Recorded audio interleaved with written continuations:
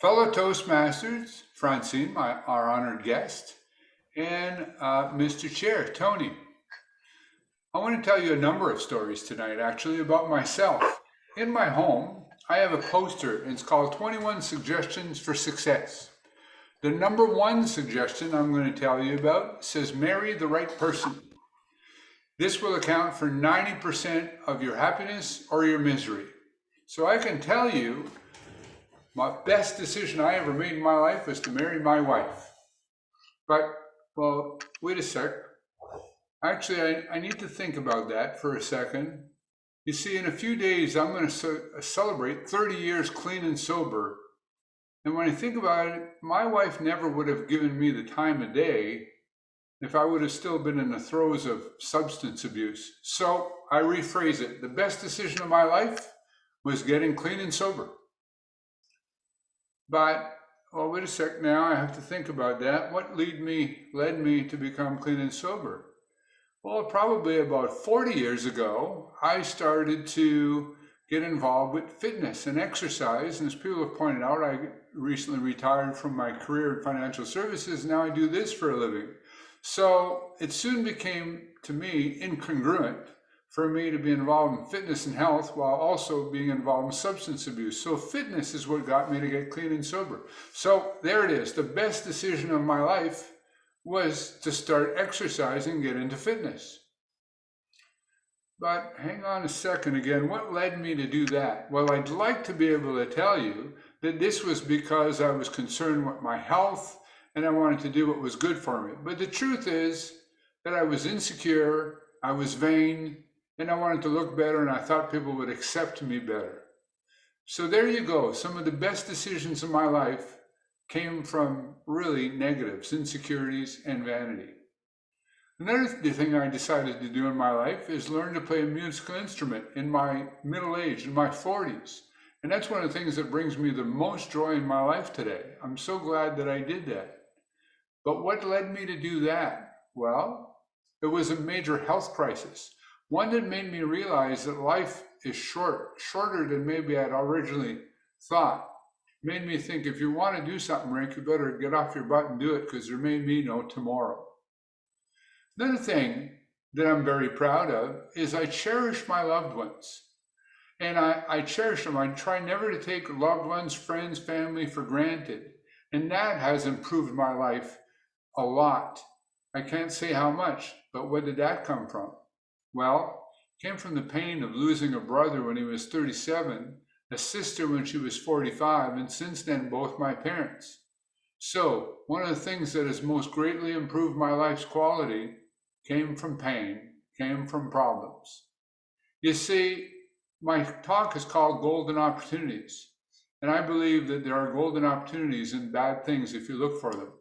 My personal mission statement has a line in it that says, I will be proactive and grateful so that I may remain aware of and profit from and cherish all aspects of reality, especially those golden opportunities that could be disguised as hardships or problems. You see, I believe you have to be aware of all aspects of reality. Of course, our brain is limited. We can't take in all aspects of reality. We have a limited ability to process only so much information. But many times what we do is we already have limitations, but we engage in something called denial, where we simply refuse to think of things if they're unpleasant. And there's also something called the tyranny of distance. And by distance, I mean time, and I also mean actual distance.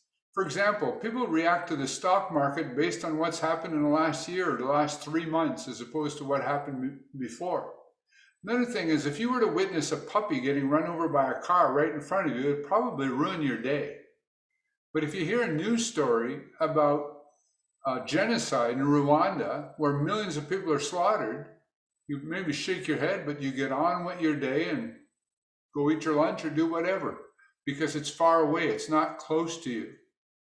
And people use a veil of denial all the time. You notice people don't like unpleasant things. A lot of people say, I don't like hospitals, I don't like funerals. People don't like too much reality. But when they do that, they cheat themselves of opportunity. A case in point, Arthur Koestler wrote an essay in 1944, which was subtitled We the Screamers. In 1944, he was trying frantically to warn the world of the Holocaust that was happening at that time. And people ridiculed him and told him he was crazy because people were simply not prepared to deal with that kind of monstrosity.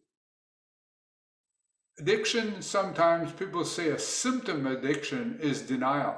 But I've long ago decided that denial is not a symptom of the problem, it is the problem.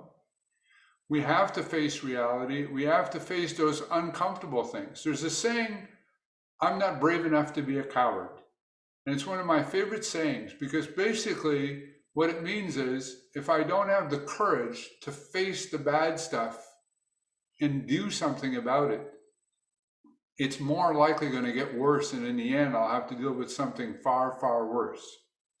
So my message to everyone, what I believe is really important is look for, cherish those golden opportunities, those hardships and problems that are really just opportunities in disguise.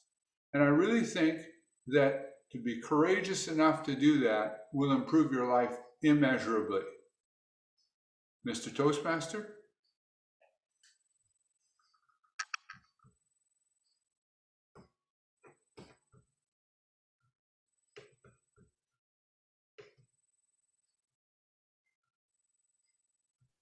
Tony, you're on.